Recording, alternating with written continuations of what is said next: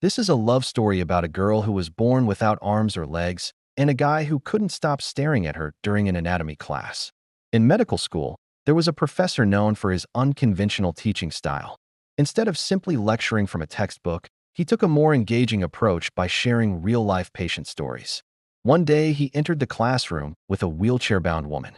"This is Sarah," he said to the class, "and she was born without arms and legs." The students stared at Sarah, some whispering among themselves. Then the professor continued, "Today I want to show you the X-ray of someone who was born without arms and legs."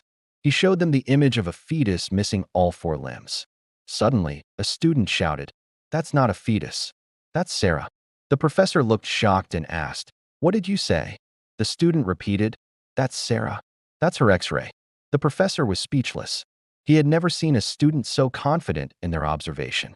And when he looked closely at the image, he realized they were right. It was Sarah's X-ray. He immediately apologized and sent Sarah out of the room. As soon as she left, the students started asking questions, but the professor told them he didn't know how that happened. "I found this X-ray in the hospital's archive and thought it would be a good teaching tool," he said. "But clearly I made a mistake." Still, he admitted that Sarah was indeed born without arms or legs. She was a remarkable young woman who lived independently and even went to college. But the X-ray was definitely hers. After class, the professor approached Sarah, who was sitting alone outside the building. "Sarah," he began, "I'm so sorry about what happened today. I had no idea."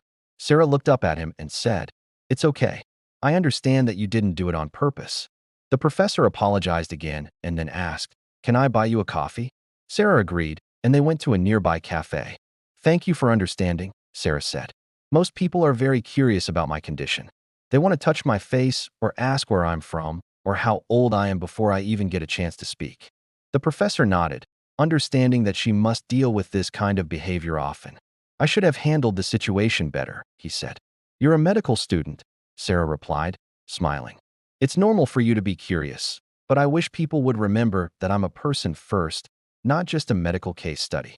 The professor sat quietly for a moment, contemplating his next words. "Do you mind if I ask you something personal?" he finally asked. "Of course not," Sarah responded. He hesitated, unsure how to phrase his question. "How do you feel about being different?" he asked. Sarah considered the question for a moment. "Different," she said softly. "I haven't really thought about it much. It's just how I am." The professor nodded slowly, realizing that for Sarah, being different was simply part of her existence. He looked at her, truly seeing her for the first time. He saw not a medical marvel, but a beautiful young woman with a captivating smile. He found himself drawn to her spirit, her strength, and her unique perspective on life. Days turned into weeks, and the professor found himself thinking about Sarah more and more. He couldn't shake off the image of her smiling face, and he started searching for excuses to visit her. He brought her books on anatomy and physiology, which she eagerly read. They spent hours talking, laughing, and sharing their dreams and aspirations. He learned that Sarah loved swimming and that she was planning to travel the world. One day, while going through an old medical journal, he came across an article discussing various congenital disabilities, including tetraamelia syndrome, a rare condition in which a baby is born without arms and legs. He immediately thought of Sarah and knew he had to learn more about her condition. The article explained that the syndrome occurs when the limb buds fail to develop during the embryonic stage. But despite the challenges, many people with tetraamelia syndrome lead fulfilling lives. The professor felt a surge of admiration for Sarah. Her strength and resilience inspired him. However, he knew that his feelings for her went beyond admiration. He was in love with her. He couldn't deny it anymore. But he was also aware of the challenges they would face. Could he, a married man with children, leave his wife for Sarah? Or was he only infatuated with the idea of loving someone different? He struggled with these thoughts, torn between his love for Sarah and his responsibilities to his family. Meanwhile, Sarah seemed oblivious to his internal struggle. She enjoyed spending time with the professor and appreciated his kindness and attention. She liked him too, but she had no idea he was battling such intense emotions. One evening, after spending the whole day with Sarah, the professor found himself at a crossroads. He knew he couldn't keep living a double life. He had to make a decision. As he walked home that night, the city lights blurred in his eyes. His thoughts raced, his heart heavy with the weight of his choices. He thought of his wife, of Sarah, and of the path his life had taken since he first laid eyes on Sarah. The next morning, he called Sarah, his voice filled with determination. "Sarah, we need to talk," he said. She picked up the phone, her voice cheerful, and the professor's heart sank. He could hear the genuine warmth in her tone. "Of course, what's up?" she asked. "Can we meet at our usual spot?" "It's important," he replied, hoping she wouldn't sense the urgency in his voice. When Sarah arrived at the cafe, she noticed a seriousness on the professor's face that she had never seen before. He looked older, his usual sparkle dimmed by a heavy cloud of contemplation. "Is everything all right, Professor?" she asked, her voice echoing the concern in his eyes. The professor took a deep breath, bracing himself for the conversation ahead. "Sarah," he began, his voice raspy with emotion. "There's something I need to tell you, and I'm sorry for the way this has to be said over the phone, but I can't bring myself to speak about this over the phone." The weight of his words hung heavy in the air between them, each tick of the clock amplifying Sarah's anxiety. With a shaky voice, the professor continued, "I've been married for 10 years. I have 2 beautiful children who mean the world to me." He paused, allowing these revelations to sink in. "I've enjoyed our time together immensely.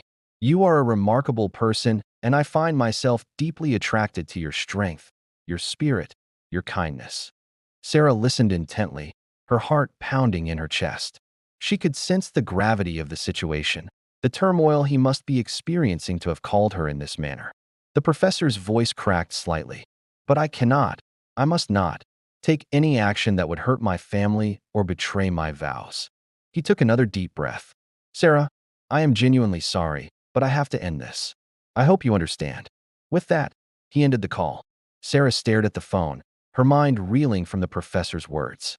She had sensed the gravity of the situation, yet the confirmation still sent a wave of emotions crashing over her. Disappointment, sadness, confusion, a myriad of feelings she had never experienced before. Tears welled up in her eyes, blurring the world around her. As days passed, Sarah found herself enveloped in a deep sadness. The lively spark that had always been part of her dimmed, replaced by a melancholic haze. She missed the intellectual conversations she had shared with the professor, the laughter that had echoed between them, and the dreams they had talked about. Yet amidst her sorrow, a quiet strength began to stir within her. She realized that while her feelings for the professor were deep, they were not the defining chapter of her story. She had a life full of experiences, dreams, and aspirations that were still waiting for her. With newfound resolve, Sarah decided to honor her own life and the feelings she had for the professor by moving forward without him. The pain of his rejection was a wound that needed time to heal, but she knew it would heal. She was strong enough to move on. As for the professor, the decision to end his relationship with Sarah was one of the hardest things he had ever done. Every day, he grappled with the memory of their connection, wondering what could have been. But he knew he had made the right choice, not just for the sake of his family, but for Sarah, too. He hoped that someday she would find someone who could love her as she deserved, someone who wouldn't be burdened by the complexities of his situation.